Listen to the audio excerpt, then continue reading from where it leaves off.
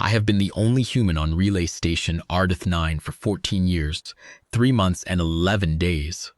That is not a complaint. It is a data point. And data points are the language I speak most fluently.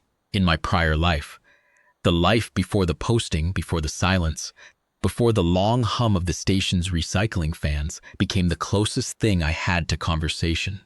I was a Class 2 census and classification officer for the Compact Administration Colonial Transit Division. My job was to count things, name them, and give them a shelf in the great filing architecture of the empire. Ships, cargo manifests, biological samples in transit, colonists arriving on new worlds without the proper entry documentation, mineral surveys, contested land claims on 17 frontier systems. I cataloged all of it with the same care that I brought to every task, because the discipline of accurate cataloging is not a small thing, whatever the people who have never done it believe. An inaccurate record does not simply reflect the world badly. It becomes the world for the people who have to live inside it. I understood that from the first year of my training, and it never left me. Ardith 9 was decommissioned 11 years ago, which means that technically I am the last entry in its own file. 1-1. Compact Administrative Officer Kale Venn retained on minimal life support stipend as station caretaker pending final disposition review. The review has been pending for 9 years. I have sent 6 follow-up inquiries. None have been answered. I assume the Colonial Transit Division has forgotten I am here, which suits me. My days have a shape. I wake at 600 station time, run the mechanical inspection on the 8 systems still drawing power, eat from the hydroponics bay I expanded into what used to be docking control, spend the morning hours updating the station's asset register, a document that now runs to 412 pages and accounts for every bolt, every meter of wiring, every panel of thermal insulation remaining on the hull, spend the afternoons reading from the educational archive, and sleep at 2200. I have cataloged every object on station that can be cataloged.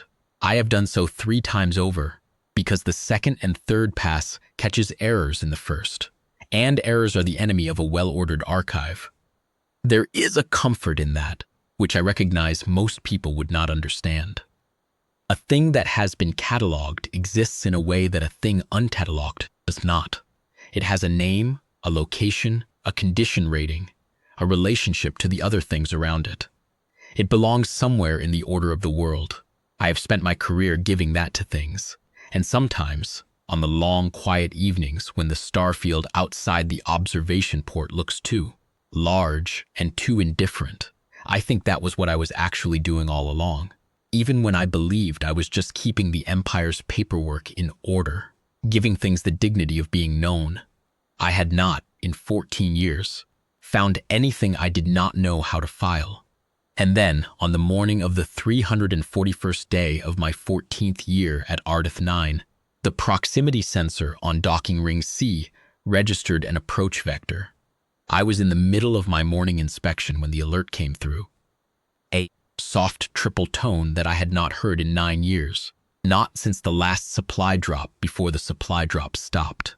I set down my clipboard and walked to the monitoring station in what used to be traffic control, and I pulled up the approach data. It was a small craft, very small, emergency class from the transponder signature, the kind of disposable single-use pod that large haulers carry in, their emergency racks for catastrophic hull events.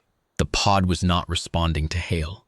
Its navigation was running on automated proximity protocols only, which meant no one aboard was conscious and at the controls, or no one aboard was capable of operating the controls, or no one was aboard at all. I docked it using the manual override on Ring C, the mechanism that I had serviced and lubricated and tested twice yearly for 9 years against. Exactly this kind of occasion, and I put on my environment suit because I did not know what I was bringing inside, and I cycled the airlock. The smell hit me first. Recycled air gone stale and sweet with oxygen depletion.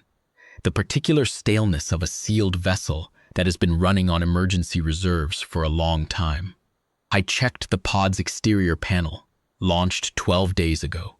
12 days, in a space rated for a maximum 96-hour survival deployment, I opened the hatch.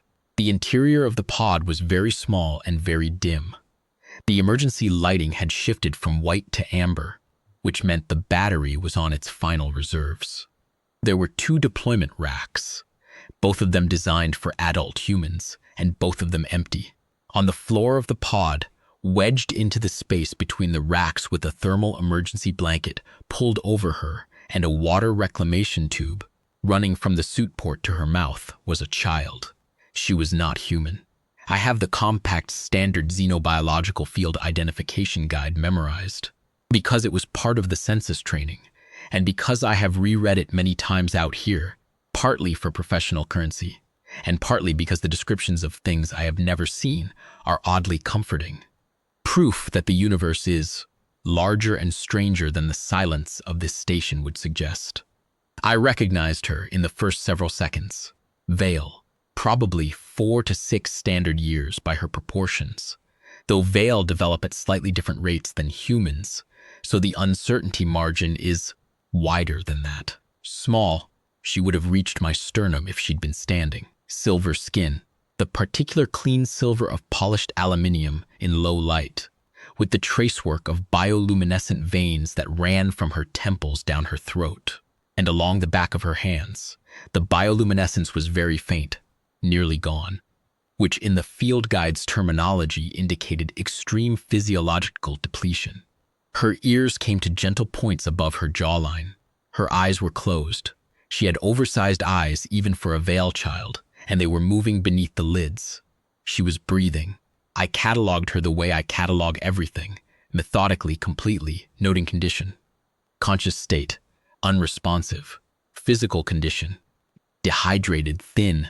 The emergency blanket pulled close around her, suggesting she had made that choice herself before she lost consciousness, which meant she had been conscious at some point in the last 12 days and had been frightened and cold. There was a small object in her right hand, held so tightly that I could not immediately see what it was. Her clothing, a child's woven tunic, pale gray, stitched at the collar with a pattern I did not recognize, was torn at the hem and worn smooth at the elbows. I lifted her very carefully, because her breathing was too shallow and she was too light. She did not wake. I carried her to the medical bay. The medical bay on Ardeth 9 is a room rated for 12 patients that now operates with enough functional equipment to serve approximately 1.5. I have maintained everything I could maintain and cannibalized the unfixable equipment for parts. The diagnostic bed still works. The IV system still works. The atmospheric processor still works. I got her onto the bed and into the atmospheric processor's monitoring envelope and ran the diagnostic. Dehydration, severe. Nutritional deficit. Significant but not yet into the range the guide calls dangerous. No injuries. No signs of illness beyond the depletion. The bioluminescent traces in her skin. I watched the diagnostic numbers as it ran, were responding to warmth. They brightened as the bed's heating elements came on, cycling up from nearly nothing to a soft, steady pulse, like a heartbeat rendered in light, running along the lines of her veins from her temples to her wrists. I had never seen that in person before. The field guide described it. The reality of it was different from the description in the way that almost everything real is different from its description. More specific, more present, more difficult to hold at the professional distance the description allows. This small creature lying on a medical bed on a dead station, her body literally lighting up in response to warmth, the pulse of it slow and tentative at first, and then steadier as the temperature rose, as though something in her was cautiously deciding to remain. I sat beside the bed for a long time after the diagnostic finished, not moving. My tablet was in my lap. The asset register was open. I did not look at it. She woke 9 hours later. I was in the chair beside the bed. I had brought a tablet, and I had been updating the asset register. And then I had stopped updating the asset register and had simply been sitting there. I do not entirely know why. I have spent a great deal of time since then trying to work out why, and the closest I can get is that something in me did not want her to open her. eyes in an empty room, in an uncatalogued station as it were, a place where nothing had been noted or acknowledged. This may sound like a small thing, and I cannot argue that it isn't, but it did not feel small at the time. It felt like the minimum. She woke slowly, first attention in her hands, then her head turning toward me, then her eyes opening. The veil eye is larger in proportion to the face than a human eye, and the iris is not a single color but a gradient, hers running from dark amber at the center to pale gold at the rim. She looked at me for a very long moment without expression. Then she pulled herself to the far edge of the bed and held the thermal blanket between us like a wall. I did not move. I kept my hands visible on my knees, I said. In standard, you're safe. You were in an emergency pod for 12 days. I've given you fluids and the heating is on. You're safe. I said it twice, slowly. I am not certain she understood standard. Many Veil children from the frontier systems learn the trade tongue, but many don't, and I did not know where she was from. I repeated the key word in 3 other dialects I had from the census guide's appendix, which are rudimentary and almost certainly wrong in pronunciation. She did not speak. She watched me with those amber gold eyes over the top of the blanket. After a while, she opened her right hand, which she had kept closed this entire time. In her palm was a small carved wooden figure, an animal roughly shaped, the size of a thumb, with worn smooth edges that told me it had been held for a very long time. She looked at it, then at me. She did not speak. I pointed to myself and said my name. She looked at the figure in her hand. She said nothing, but she did not pull the blanket higher, which I noted. I would learn, over the following days, that she did not speak at all, not in standard, not in Veil, not in any language. I do not know what happened to her in the time before the pod, and she never told me because she did not have the words, or had lost them, or had decided they were not something to give to the world anymore. She communicated in other ways, in the direction of her attention, in whether the bioluminescent traces in her skin were slow and dim or fast and bright, in very precise gestures that I began to document and interpret. Over the first 2 weeks, I built a working reference log of her gestures and their apparent meanings. A particular tilt of the head that seemed to mean she was paying close attention. The way she held the carved figure flat in her open palm and extended it slightly when she wanted to show me something she found interesting or important. The way she would stop moving entirely for several seconds, eyes forward, when something frightened her or made her uncertain, the light in her skin going very still and dim in those moments, as though she were conserving all of it. She called herself nothing, because she gave no name when I asked. In my head and then on paper I called her Sarathi, because in the Veil trade dialect appendix, the word means something close to one who has been found, and it seemed to me the most accurate description of what had happened. I was aware, even in those first days, that she had no documentation. This was not a minor administrative problem. Under the compact colonial regulations, I knew this code well, as I knew all the codes well. An unregistered non-human minor found in transit space was classified as unregistered biological material in a compact jurisdiction. This classification, which I had always found distasteful in its phrasing, but had never, in my career, had personal cause to examine closely, carried a mandatory disposition protocol, notification to the nearest reclamation office, transfer of the biological material to the compact's institutional processing roster, assignment to a classification facility pending species identification and sponsorship review. The institutional processing roster, I also knew, because the census archive I maintained included historical records, and I had read all of them, had a wait time of 4 to 7, standard years and a sponsorship approval rate for Veil children of roughly 12%. I had found her. She was in my care.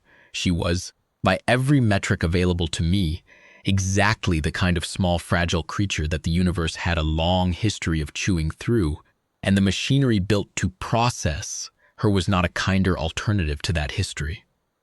It was just a slower version of it with official paperwork. I had spent 22 years inside that machinery.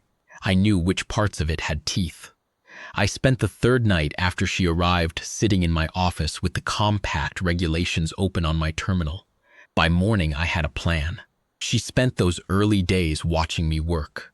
I would carry my tablet and my cataloging tools through the station's corridors on my morning inspection, and I would find, when I turned around, that she was 3 meters behind me, still wearing a thermal blanket over her shoulders like a cloak, holding the carved figure in one hand. The first time I noticed it, I stopped and turned, and she stopped too and went very still in the way that meant uncertainty, the light in her skin quieting. I turned back around and kept walking. The next morning she was there again, and the morning after that. I did not acknowledge this directly. Some instinct told me that direct acknowledgement would stop it, and so I simply narrated my work as I went, describing each system I checked, each entry I made in the station register, in a quiet voice, as though I were talking to myself. The atmospheric scrubbers in Section D are drawing 3% more power than their rated efficiency, which may mean the filters need servicing ahead of schedule. I'll note that for next week. The emergency lighting in the forward corridor has a failing ballast in Unit 7, non-critical but logged. She listened. The bioluminescent traces in her skin did slow things when I talked, long and even pulses, which I had begun to interpret as something like calm. On the 4th day, I showed her the hydroponics bay. She stood in the entrance and looked at the rows of growing things, the lettuces, the tomatoes, the 3 varieties of root vegetable I had been cultivating for 6 years. And the light in her skin went very fast and very bright, a flickering I had not seen before, which I came to understand was the veil equivalent of wonder. I gave her a tomato. She held it for a long time before she ate it, turning it in both hands, examining it. She ate it very slowly, looking at me between bites, as though she expected me to take it back. I gave her 3 more and went back to my work. On the 7th day, I sat her down at the small table in the staff common room that had not been a staff common room for 11 years and was now simply my dining room, and I spread the compact regulations out on the surface, and I began to talk, not because she could follow the specifics, but because I had found that talking through problems in her presence helped me think, and because there was something in the quality of her attention. The way she sat with the carved figure in both hands and watched my face while I spoke. That felt like being listened to, which was an unfamiliar sensation that I discovered I valued more than I would have predicted. You don't exist, I told her, not in any official sense. Nothing in the Compact's databases has a record of you, not a birth record, not a census entry, not a transit manifest, not an emergency pod deployment log with your name on it. You arrived on a pod that was launched from a ship whose transponder codes were stripped, which means whoever put you on that pod did not want you traceable. That leaves you legally non-existent. And legally non-existent means the reclamation office can pick you up, file you as unregistered biological material, and put you into a processing queue where you will wait until you're either sponsored out by someone with the money and the connections, or until you not small anymore, and the queue decides you're old enough to be processed differently. She watched me. I am going to make you exist, I said. I am going to do it properly, in a way that the system cannot argue with, because I am going to use the system's own architecture to build it. This will take time. You need to be patient with me. I am going to need you to trust me. And I understand that is a significant thing to ask of someone who has been through whatever you have been through. But I am asking anyway. The light in her skin went slow and steady. Long pulses, calm. I took that as agreement, and I went back to work. The Compact's filing architecture, and I say this as someone who has lived inside it for 22 years of professional life, is a magnificent disaster. It is the accumulated regulatory residue of 400 years of colonial expansion, which means it contains contradictions, obsolete statutes, emergency provisions that were passed in crisis moments and never repealed, legacy exemptions written for edge cases that no longer exist, and an enormous number of backdoor classifications that were created to handle unusual situations and are now simply sitting in the archive, rarely read and almost never used.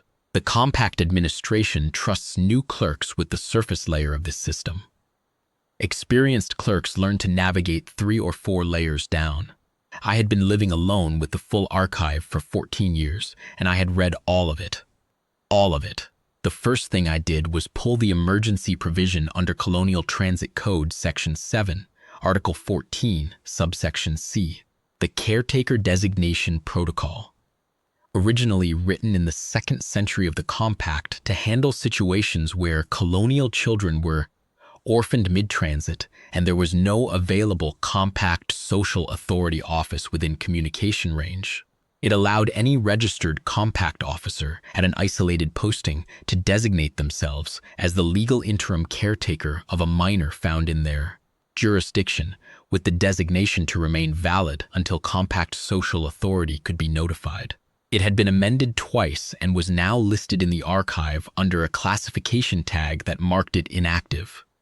But active had never been formally removed from the underlying statute, because the amendment that had been intended to do so had used imprecise language, which I noticed the first time I read it in year 4 and had logged as an annotation.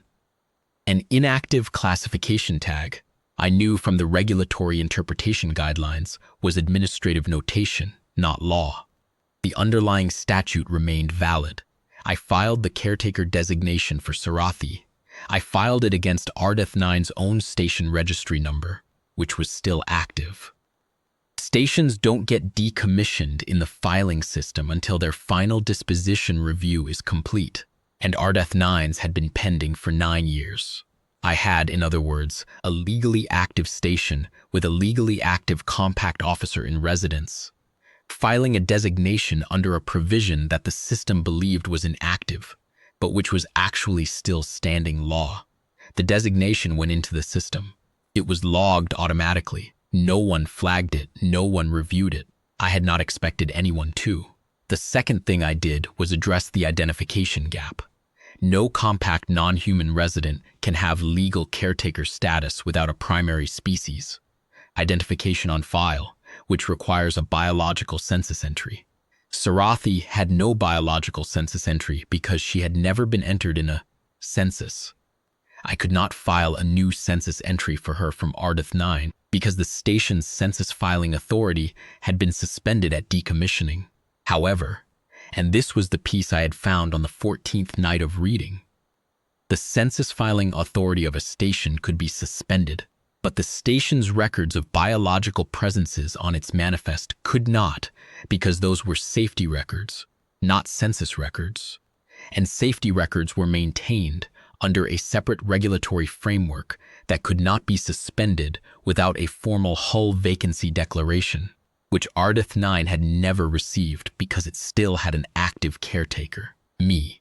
I added Sarathi to the station's biological presence manifest as resident biological entity, class, non-human minor, species, vale, designation. Sarathi Ardeth, the second name taken from the station, which was standard practice for unidentified residents under the old frontier manifesting protocols that had been current when Ardeth 9 was built. The manifest entry did not require census-level identification paperwork. It only required the caretaker's certification, which I provided. She was now in the manifest, a resident of Ardeth 9 with a name. The third problem was the harder one. Residency on a decommissioned station with a caretaker designation from an obsolete provision was a thin legal architecture. It would not survive contact with a reclamation officer who knew the regulations well and had a mandate to collect her. I needed to build something under it, something that would require a reclamation officer to go to a compact arbitration tribunal to dislodge, because the arbitration process for compact filing disputes runs 18 to 24 months at minimum, and in that time a compact social authority review could be requested, and a social authority review for a minor in a caretaker designation with an established residency record was handled under a completely different regulatory pathway than an unregistered biological material collection. I needed to give her a history, not a false one. I want to be clear about that. I will not manufacture documents. Everything I built for Sarathi was constructed from real regulatory instruments, applied accurately to real facts. The facts were simply very carefully selected. I filed a retrospective environmental safety notation for the pod she arrived in, which was legitimate because I had to log all objects entering the station's docking ring, and which I filed with the maximum information density the notation form allowed, including the pod's 12-day drift pattern, the fact that it had been launched from a stripped transponder vessel, suggesting a likely hostile boarding event or emergency escape scenario, and a detailed description of the biological entity recovered from the pod, cross-referenced to the station manifest entry I had already made. This notation went into the station's operational log under the safety record system. Safety records under the regulatory framework were automatically cross-indexed to any biological presence entries for the entity in question. I filed an emergency medical treatment record through the station's medical system, which was still an active compact medical installation, because its decommissioning had been deferred pending final disposition, and active medical systems on active stations are never decommissioned without a formal patient roster clearance. The medical record documented everything I had done for Sarathi in the first 3 days: the fluids, the warming, the diagnostic readings, the nutritional intervention, with the kind of clinical specificity that I had been trained to produce and that I now produced in her service, the diagnostic outputs, the biometric readings at 12-hour intervals, the improvement curve charted day by day. Medical treatment records for a minor created a mandatory welfare notation in the Compact Health Administration system, and the Compact Health Administration's welfare notation system was entirely separate from the Reclamation Office's unregistered biological material collection mandate. They were in fact administered under 2 different divisions that had not successfully shared data since a regulatory reorganization 80 years ago that everyone in the census world knew about, because it had caused enormous problems for the population surveys of the mid-expansion period. The welfare notation flagged Sarathi as an active minor under medical welfare observation. That flag, under Compact Health Administration protocols, required any other administrative action affecting the minor to be reviewed by the Health Administration before proceeding. The Reclamation Office's collection mandate did not supersede a Health Administration welfare review. Nothing in the compact regulations gave them that authority. They were peers in the administrative hierarchy. The 4th thing I did was the most time-consuming, and it was Sarathi's favorite part because it required her cooperation. I needed a continuous record of her residency on the station. The kind of record that demonstrated she had been a present, functioning resident of Ardeth 9 for an extended period, because extended residency under a caretaker designation converted, under Colonial Transit Code Section 7, Article 14, subsection G, into a stable interim placement. A stable interim placement had rights of permanence attached to it. The placement could be dissolved, but only by an order from a Compact Family and Welfare Authority court, not by a reclamation officer acting under collection mandate. I needed 90 days of continuous residency documentation. For those 90 days, I documented her. Every morning I logged her presence in the station's daily roster, which I had always maintained as part of my caretaker duty, listing myself, and which I now listed both of us, 2 names where there had been one. Every morning she helped me with the inspection, and I logged her participation in the maintenance record under a legacy protocol for apprentice caretaker training that nobody had used since the early settlement era, but which was still in the station regulation file as active. She could not write her own name at the start of those 90 days. By the end of them she could, in her way, a careful arrangement of the characters that I had shown her, which she reproduced with the kind of slow, precise attention she gave to everything. I logged those too, as part of the apprentice caretaker training record. Her name in her handwriting on every page. 90 days of pages. I taught her the station. I want to be honest about what happened in those 90 days, because I have been honest about everything else. I built her file for strategic reasons, and everything in the file was accurate, and I knew what I was building it toward. All of that is true. It is also true that somewhere in those 90 days, I cannot point to the exact day, and I have tried, because I like to be able to point to the exact day. The building of the file and the teaching of the station became the same activity, and then became something else entirely. She knew by the end how to run the morning inspection. She could not speak the readings aloud, but she had a notation system, small marks on a personal clipboard I had made her from a panel of spare composite board and a dry erase stylus, and she moved through the inspection stations in order, and she made her marks, and she handed the clipboard to me, and I entered the readings, and we did it together, every day, in the record, her marks and my entries, and both our names. I taught her the hydroponics bay more than anything. She understood plants the way she understood the carved wooden figure in her hand.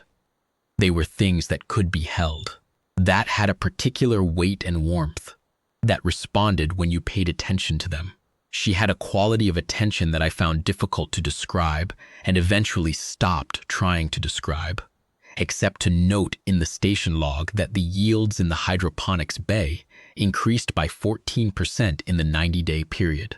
She moved slowly along the rows in the mornings, checking each plant the way I had shown her, stopping at any that looked different from the day before, which she would indicate to me with a flat palm gesture, the carved figure tucked into the pocket of the too large coverall she had adopted as her working clothes.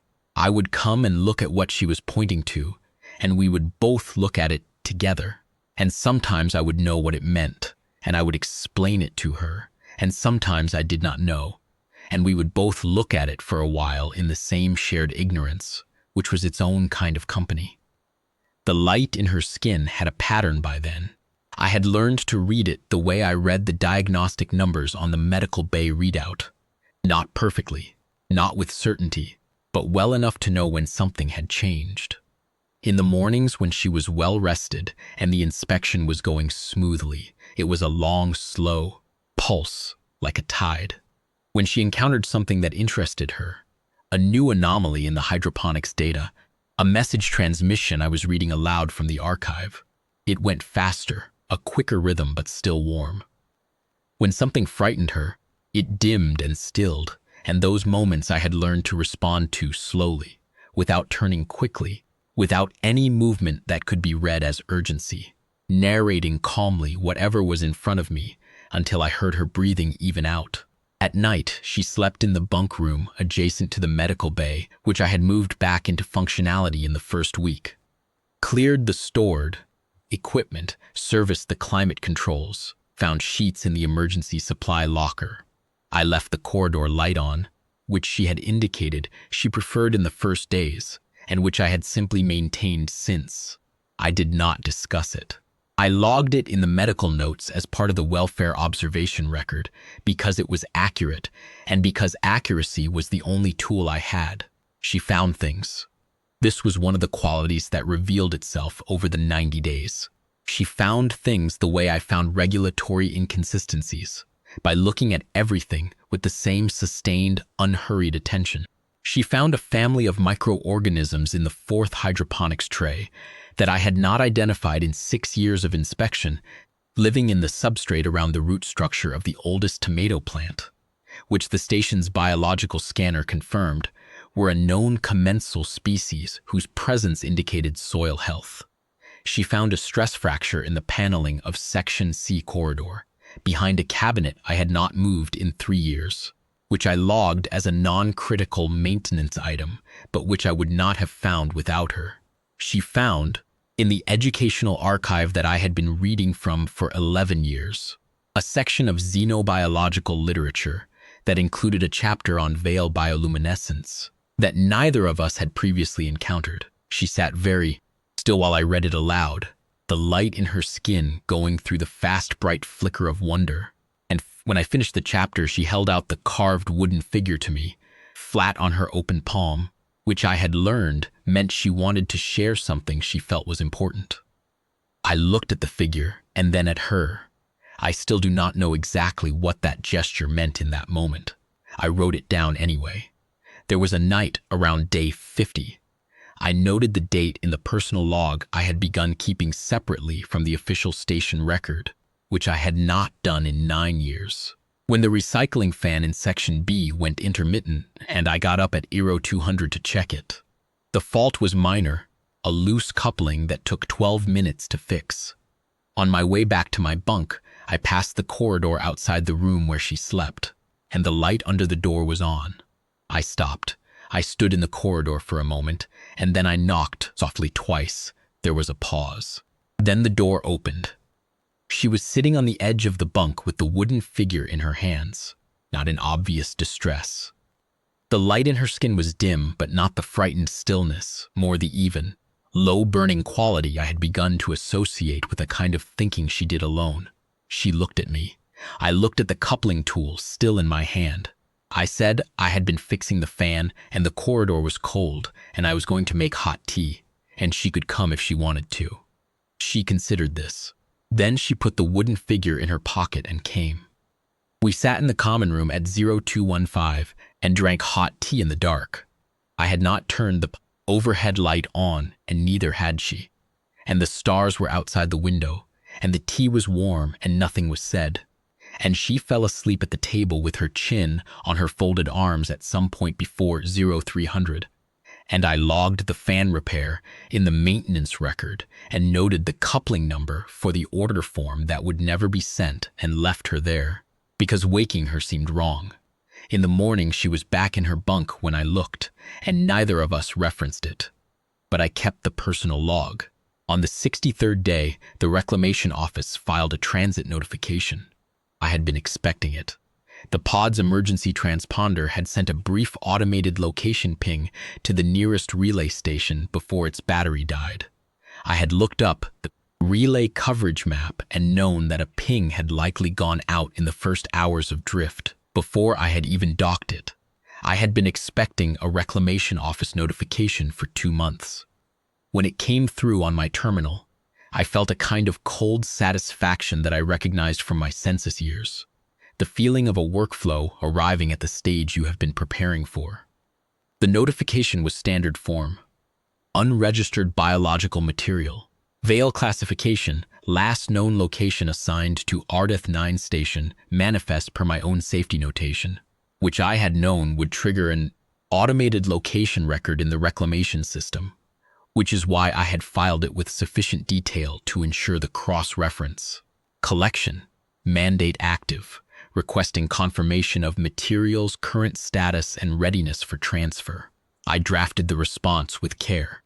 I informed the reclamation office that Ardith 9 station manifest listed one resident biological entity, Sarathi Ardith, non-human minor, Vale species classification, currently under caretaker designation per Colonial Transit Code Section 7, Article 14, subsection C, registered to station caretaker Ven. I attached the caretaker designation filing.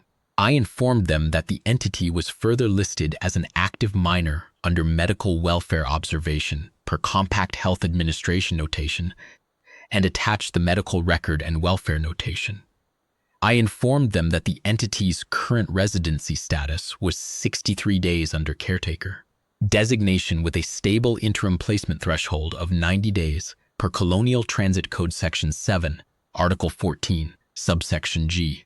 I informed them that any collection action prior to the completion of that threshold would require health administration review and would be subject to challenge under the stable interim placement provisions. I also informed them, with precise citations to the relevant statutes, that the caretaker designation provision they would need to challenge was listed in the system as inactive, but was legally operative under the regulatory interpretation guidelines that I cited by section number, and that any attempt to proceed on the assumption that it was inactive would constitute an administrative error of the kind subject to formal review, which I would request. I sent it. The response came back 11 days later. It was from a senior compliance officer. I had not expected a senior officer, which told me the first response had been escalated, which was exactly what I had wanted. The senior officer informed me that the caretaker designation provision I had cited was listed as inactive in the current regulatory database and that reliance on it was procedurally inadvisable. The tone was firm. The tone was not triumphant. An officer who was certain they would win does not bother with firm tones. An officer who is uncertain writes firmly. I sent back the regulatory interpretation guidelines and the specific clause in the deactivation amendment that rendered it ambiguous. Cross-reference to the legal interpretation precedent from a frontier territory dispute 40 years ago in which a similarly ambiguous deactivation had been ruled non-operative by a compact arbitration tribunal. I had found that precedent in year 7. I had not known at the time what I would ever use it for. I had catalogued it anyway, annotated and cross-referenced, because that is what you do with things you find in the archive. You make sure they are known and accessible and connected to the other things around them against the day when they will matter to someone. I asked them to either proceed to arbitration, which I was prepared for, or to acknowledge the caretaker designation as valid. They sent no response for 19 days. In those 19 days, Sarathi and I reached the 89th day of the residency record. The hydroponics bay was in the best condition it had been in since the station was active. The morning inspection logs were complete, every entry precise and legible, her notations and mine side by side across 90 pages.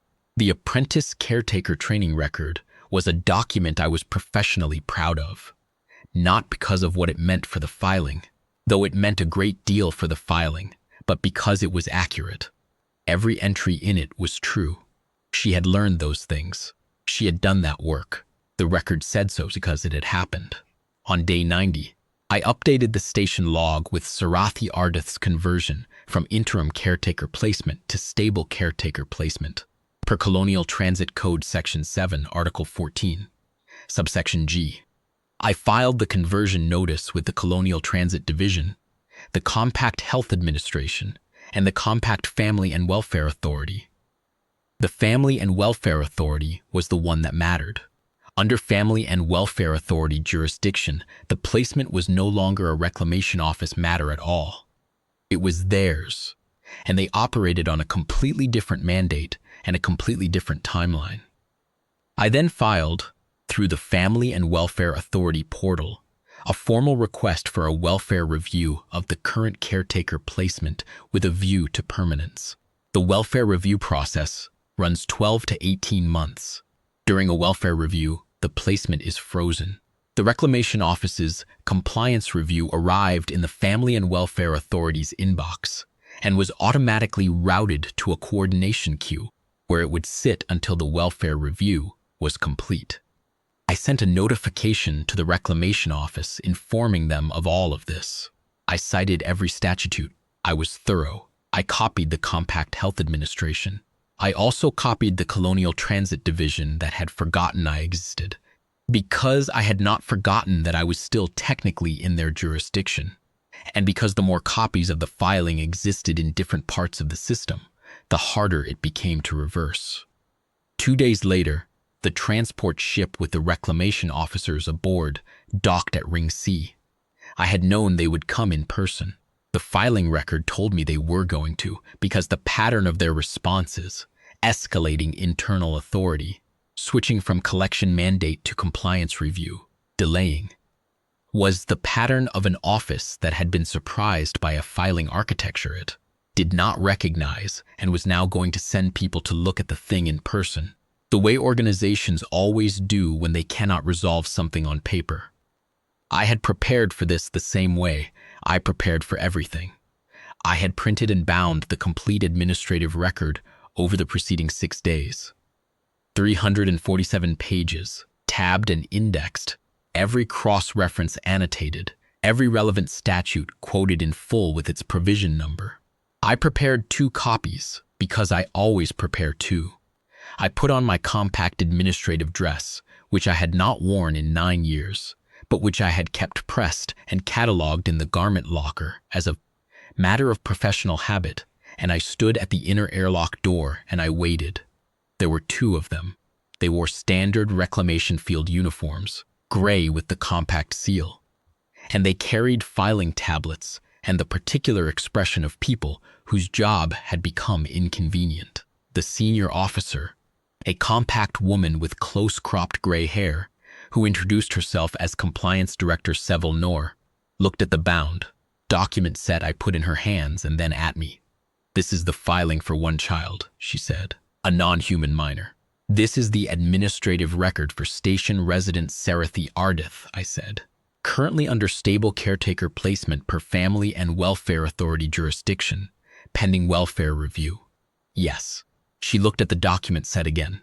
I watched her read the index. "You've cited a provision listed as inactive," she said. "I've cited a provision listed as inactive in the administrative database, but operative under the underlying statute, per the interpretation guidelines I've included in tab C. The interpretation question has been acknowledged in your office's own compliance review filing, which is filed under the Family and Welfare Authority coordination queue for the duration of the welfare review." Tab H. She found tab H. She read it. Her colleague, a younger man with the look of someone who had been told this would be a routine collection, was reading tab C with increasing attention. "The caretaker designation," Noor said slowly, "the manifest residency record, the health administration welfare notation." She flipped to a tabbed section near the back. "The apprentice caretaker training log." She looked up. 90 days, I said. "Both signatures, daily, continuous. The yield improvement in the hydroponics bay is documented as a cross-reference in the maintenance records. Tab M as evidence of productive station contribution, which is relevant under Family and Welfare Authority, Regulation 12, Article 3. The biological scanner records of the commensal organism discovery are in tab N under the same provision. The maintenance item in Section C corridor is in tab O. The younger officer had reached tab N. He looked up from the document and at his director and said nothing, but there was something in his expression. Noor closed the document set. She looked at me for a long moment. She was not angry. I had been prepared for anger, and I was prepared to remain calm in the face of it, because the filing held regardless of anyone's feelings about it. But what I saw was something more like tired respect, the expression of a person who has done this job for a long time and has encountered for the first time the particular experience of being outfiled. "Your compliance review has been filed," I said, "and it is sitting in coordination. I'm happy to answer any questions about the documentation. If you'd like to proceed to arbitration on the caretaker designation provision, I have the precedent materials prepared, tab P. If you'd prefer to allow the welfare review to proceed on its current timeline, that is of course also an option." She set the document set down on the airlock reception bench. She looked at it for a moment. "Where is the child?" she said. It was not quite a demand. It was quieter than that. "She's in the hydroponics bay," I said. "She does the morning watering while I conduct the airlock inspection. We divided the tasks some weeks ago as part of the caretaker training program. Tab A, entry 61 if you want the record." Noor looked at her colleague. He had a particular expression now that I did not know how to classify precisely, but which I recognized was not the expression of a man preparing to pursue a collection action. "Can we see her?" Noor said. I considered this. "Yes," I said. "You can see her. You're not going to take her." She held my gaze for a moment. "No," she said after a moment. "I don't think we are." I led them to the hydroponics bay. Sarathi was at the far end of the grow rows, moving along the lettuces with the small spray bottle I had fitted for her hands, working methodically from one end to the other the way I had shown her. She had the carved wooden figure tucked into the pocket of the station coverall she had been wearing for the last 2 months. The smallest coverall in the emergency supply locker, taken in at the waist and the legs by my own inexpert tailoring, the stitching uneven but functional. The bioluminescent lines in her skin were bright and steady in the warm grow light, a slow, unhurried pulse, running from her temples to her wrists in the rhythm I had come to read as contentment. She heard us. She turned around and saw the two uniformed officers, and she went very still. The light in her skin dimmed. I stepped forward so that I was between her and them. "These are administrative visitors," I said to her in a calm voice. "They are going to look at the bay, and then they are going to leave. You don't need to stop. Finish the lettuces." She looked at me. She looked at the compact seal on their uniforms, and then back at my face. The light in her skin went fast and uncertain for a long moment, the way it had in the early days when something frightened her. Then she looked at my face again. Whatever was in my face, I was not performing anything. I was simply present, in the way I had learned to be present in the mornings when the inspection was going well. Settled her. The light went slow again. She looked at the officers one more time, assessing. Then she turned back to the lettuces. I heard Nor make a sound behind me. Not a word. Something smaller than a word exhaled slowly. They stayed for 11 minutes. They did not ask Sarathi questions. They did not approach her. They stood in the entrance to the hydroponics bay, both of them, and they watched her move along the rows, careful and methodical, the spray bottle in one hand and the wooden figure's shape pressing against her pocket from the inside. And then Nor said quietly, "Thank you, Officer Venn," and they went back to their ship. The compliance review was formally closed 8 days later. The filing cited administrative complexity and resource limitations. I read both phrases as what they were. The language that a bureaucracy uses when it has looked at something it cannot move and decided not to say so directly.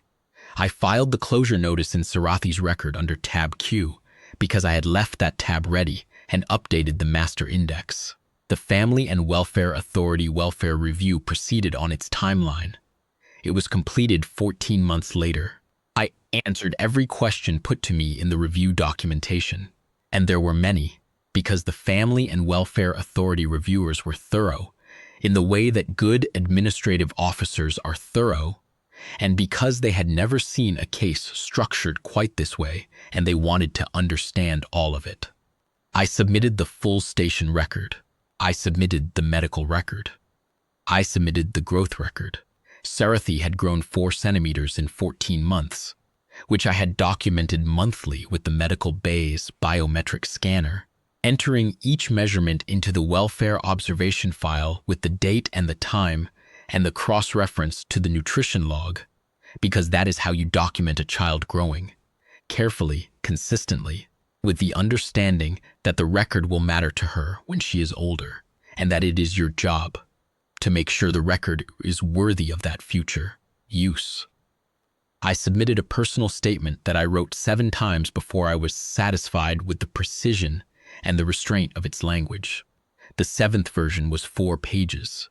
It described the facts of our arrangement, how she arrived, what I did and why, what the 90 days entailed, what the station's record showed, and it said, in the final paragraph, that it was my professional assessment as a Class 2 census and classification officer with 22 years of service to the compact that Sarathi Ardith was a resident of Relay Station Ardith 9 in every sense, that the word resident could be made to mean, and that the record demonstrated this, and that I was formally requesting permanence on that basis and on no other. I had written earlier drafts that said more than that. The 7th version said only that. I also submitted because the welfare review criteria asked for it under Family and Welfare Authority Regulation 1-2, Article 3, a skills inventory. It included the morning inspection protocol, the hydroponics maintenance cycle, the biological presence log, the notation system she had developed, the maintenance anomaly detection pattern I had observed in her, the commensal organism discovery, the Section C corridor fracture. It included at the end a description of the carved wooden figure she carried, catalogued as a personal effect, condition, well-maintained provenance, unknown significance, primary attachment object, present in her possession at time of recovery and continuously thereafter. The welfare review found in favor of permanence. Sarathi Ardith, permanent resident of Relay Station Ardith 9, under the formal caretaker designation of 1 KL Venn, Class 2 Census and Classification Officer, Colonial Transit Division, Station caretaker, Ardith 9, pending final disposition review. The paperwork said exactly that, in the language of the compact, filed in 3 divisions archives simultaneously. I read it twice to be sure it said what I thought it said. Then I read it a 3rd time because the 3rd pass catches what the first 2 miss. I printed 2 copies. I filed one in the station record under a new tab, tab R, which I had left ready. I gave the other to Serethi. She was in the hydroponics bay. She had been there most of the morning, working on the 2nd planting of the season, which she had begun managing with decreasing input from me over the preceding weeks. I found her at the end of the last row, sitting on the low stool she had claimed as her working seat, the wooden figure on her knee, looking at the newest seedlings with the quality of attention she brought to new things. I held out the document. She took it with both hands. She looked at the compact seal. She looked at her name in the 3rd line. She traced the letters with one finger. She could read standard now, slowly and with effort, working out the shapes of the longer words. And she read through the document the way she did everything, without hurrying, taking in each piece. When she finished, she looked up at me. The bioluminescent light in her skin had gone very fast and very bright, the way it did for wonder. But it was not the quick flickering of surprise. It was sustained, running full along every line from her temples to the tips of her fingers, warm and steady, brighter than I had seen it since the early days in the hydroponics bay, when the growing things were new to her. I had catalogued everything on this station. Every bolt, every panel, every meter of wiring, every system still drawing power. I had done it 3 times over, because the 2nd and 3rd pass catches what the first misses, and because the discipline of it, the act of seeing a thing and naming it and giving it its place, is its own kind of respect for the world. A thing that has been catalogued exists. It has a name. It belongs somewhere in the order of things. I had catalogued her last, which means I had done it most carefully of all. That is what you do with the most important entry in any archive. You give it the most time, the most precision, the most attention, so that when someone comes looking, and someone always comes looking, eventually, the record is so complete and so accurate and so thoroughly cross-referenced that there is no version of the world in which it can be set aside. You build it to outlast the people who would rather it did not exist. You build it to be still standing when everything else has been revised and reissued and amended into something else. The welfare review document said she was permanent. That was the word the compact used. And I had spent 22 years inside the compact's language, and I knew what its words meant and what they cost to obtain, and permanent meant what it said. The grow lights were on, warm and steady, and the lettuces were coming in well. And outside the observation port, the stars were exactly as large and indifferent as they had always been. It did not feel like too much silence anymore. It had not, I realized, felt that way for some time. The station felt like what it was, a catalogued place, a known place, a place where everything had a name and a location and a relationship to the other things around it. I told her the filing was final and the review was closed. She looked at the document in her hands for another moment. Then she looked at the seedlings at the end of the row. Then she tucked the document carefully into the front pocket of her coverall, alongside the wooden figure, and she picked up the spray bottle. And she went back to work. I went back to work.